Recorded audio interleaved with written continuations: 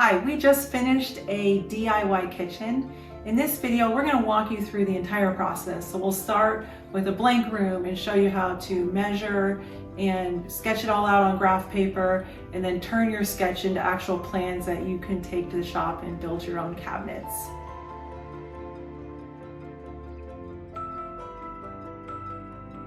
Seven years ago, we built a cabin in remote Alaska, and at the time we had a newborn baby and we just quickly put in a kitchen.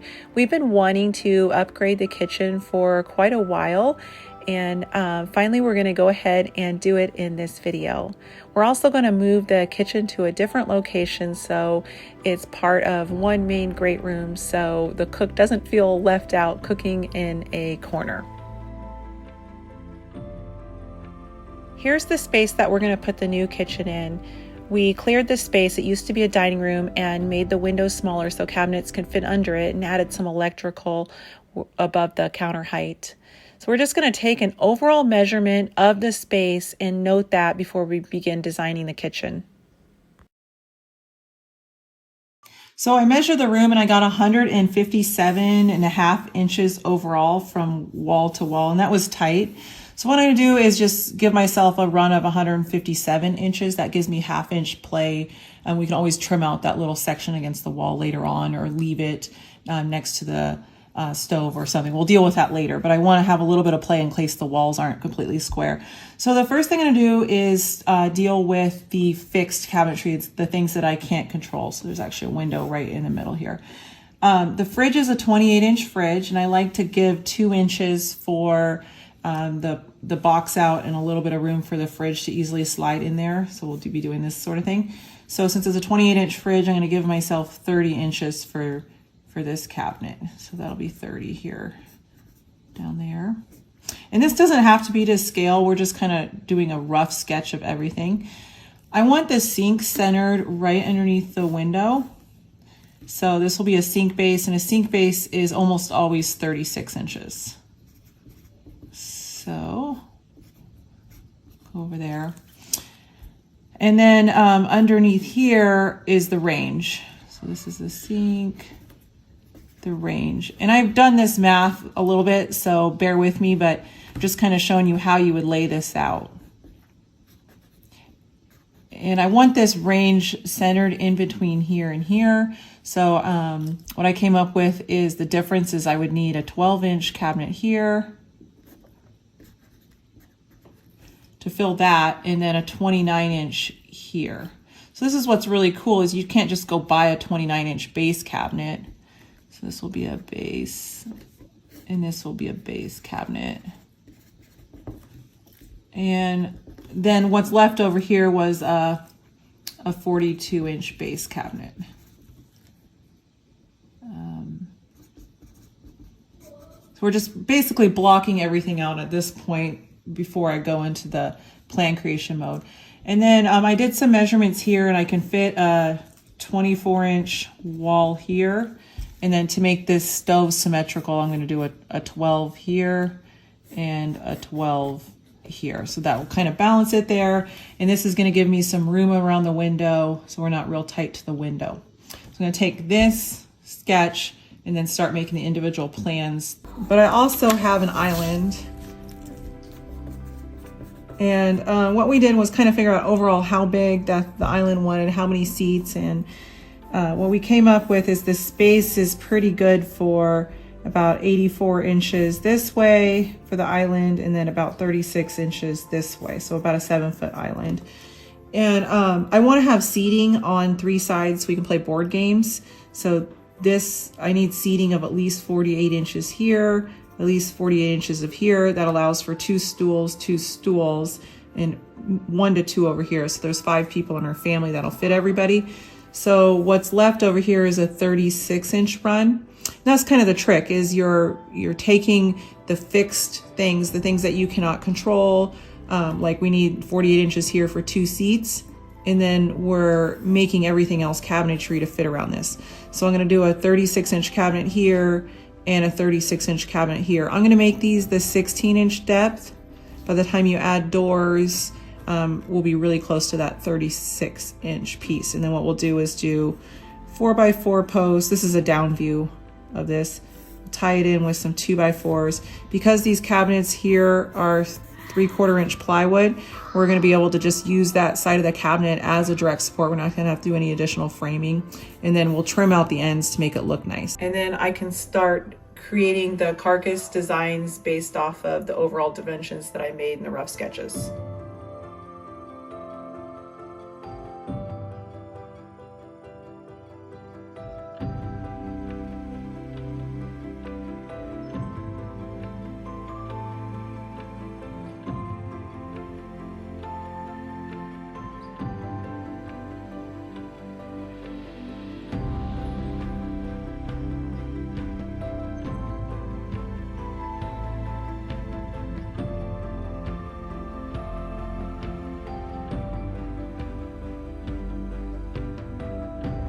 Okay, so once I get all my configuration, I'll have them sent to my email, which you can do directly in the configurator. And then I can start taking the carcass and figure out the other components that I need to turn this into a kitchen cabinet. So for example, I'm gonna wanna cut the toe kick out here so I can note that, just kind of using these 2-scale renderings as a foundation for creating a plan. So, you know, I need to cut the toe kicks out here. I need to add 1x3 base supports at the top and the bottom. So I can say, you know, I need 4 1x3s at 19 and 7/8 inches to match these base supports. And then I can start drawing out my drawers. So I know what that's going to look like, how big these drawer faces are going to be. So I can estimate my materials that I need and really get a good visualization to take to the shop to start actually building these cabinets.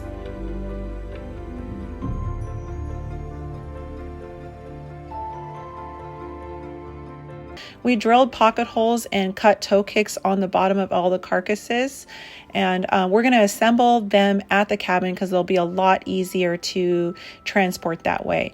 But we're going to do something a little bit different with all the drawer cabinets. What we're going to do is install the drawers while they're flat in our workshop. So if you want more information on how to do drawers, we have a very good video on this, and I'll leave a link in the description.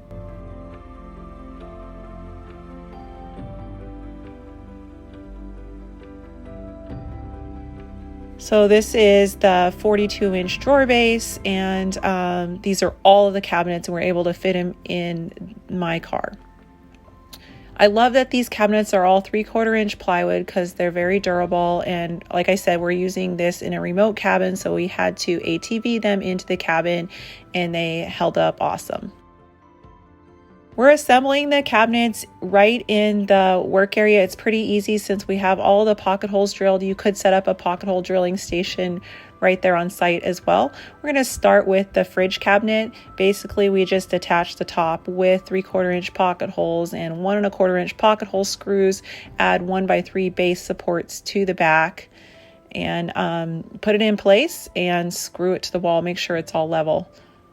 What's really cool is it's very difficult to find a fridge cabinet for a 28-inch fridge. Now we're going to start working on the double drawer base. This is a 42-inch cabinet with double drawers in it. You could make this as 2 21-inch cabinets for sure, and honestly, I think that would be a better way to go because really you're only adding 1 extra side panel of plywood, but you're making it so much easier to build and place and not quite as heavy. We got to get rid of that chandelier. The reason that you can't just make one 42-inch cabinet is it's too much of a span, so your countertop might start sagging in the middle. So anything over 36, I would start thinking about either making into 2 cabinets or adding a center support like we did there. For the drawers, notice we've already got the sides installed. All we have to do is measure, cut the front and back pieces, pull them out, nail them, and put them back in their perfect fits. We also cut 1/4 inch plywood and nailed and glued that to the bottom of all the drawers. It's going to be so nice having so many drawers in this kitchen. We also did the island. The island is just 2 15-inch deep cabinets. And we're just going to do 2 double doors on it. I'm going to kind of use them as a pantry. And then we just added 4x4s for the island legs and 2x4s and just screwed it right all together. Since the cabinetry is all 3/4 inch plywood, it is structural and you can do this. If you were buying ready to assemble cabinetry that was made of 1/2 inch thick material or particle board, you'd have to do some structural beefing up to make this island sturdy enough. And then we got the wall cabinets hung. Those are just basically boxes with base supports at the top and then adjustable shelves. I like to put all the cabinetry in place before painting because it honestly makes the painting about 1/4 as much. So all I have to do is paint the front edges of the cabinets and then any exposed ends. So I just had to paint the side of the fridge panels, the sides of the wall cabinets that are exposed, and then the island. We did build all of our own doors, and this did save us quite a bit of money, and we do have a very good video showing you exactly how to do this. But if you don't have the tools, you can also order high quality wood doors like we made, and it's going to cost about the same as your carcass. So I think about $800 to $900 to have wood doors delivered to your doorstep. The doors, I always like to paint very professionally because it is the face of your cabinetry. So we meticulously spray it with primer and then multiple very light coats of a cabinet grade paint with fine sanding in between. We're going to attach the doors today. This is such an exciting time to be able to be putting the face of the cabinets on. We have this Craig tool that helps us bore the holes for the hinges, and it makes it very accurate. And then we just use a square to set these hinges in place. I also have a very good video on this, and we'll leave a link so you can watch that. Learn how to install these type of hinges with ease, get them done right the very first time with minimal adjusting. For the drawer fronts, we just use slabs of hardwood, and basically we nail them on in position using shims to place them. And then we further secure them from the back with screws and then add the hardware all the way through. Now it's time to do the final trim out of the cabinetry. So we pre-painted some wood, and this doesn't necessarily have to be that great of wood because you barely see it. Just nailed the toe kick on, and here's what's really awesome is we're able to add trim to the outside of the cabinetry in any manner that we like, and then we just touch up the cut ends to make it look finished. Kitchen's all done, and we absolutely love how it turned out. The paint color is Iron Ore by Sherwin-Williams, and it just looks really, really great. I will caution you, when you go with a dark color, it is the least forgiving. Any sort of light on it will show imperfections, so you got to do a really good job with your finish, but we're glad we went with this. The drawers that we did kind of the unique method where we put the slides in first, even before we assemble the cabinets. Look how nice they slide. And this was all on the very first try. These drawers were never adjusted, and they all work really good. And the hardware, we found this at Lowe's right off the shelf, and we love how it turned out. I'm gonna put a floating shelf above the stove. Just haven't got around to that yet. And we've got a sink in here. We did splurge and get the countertops made for us, but when you put your heart and soul into the kitchen cabinets, you gotta top it with something awesome. So we're super glad we were able to stretch our budget by DIYing our cabinets so we could afford really beautiful countertops. Over here we've got the fridge boxing, and this was a huge money saver. If you're to buy fridge boxing cabinetry, this can easily cost $1,000 extra to have this done. But we saved quite a bit by going the DIY option. We're able to do a custom size for this smaller fridge that we have here. So we're super excited to share this kitchen with you.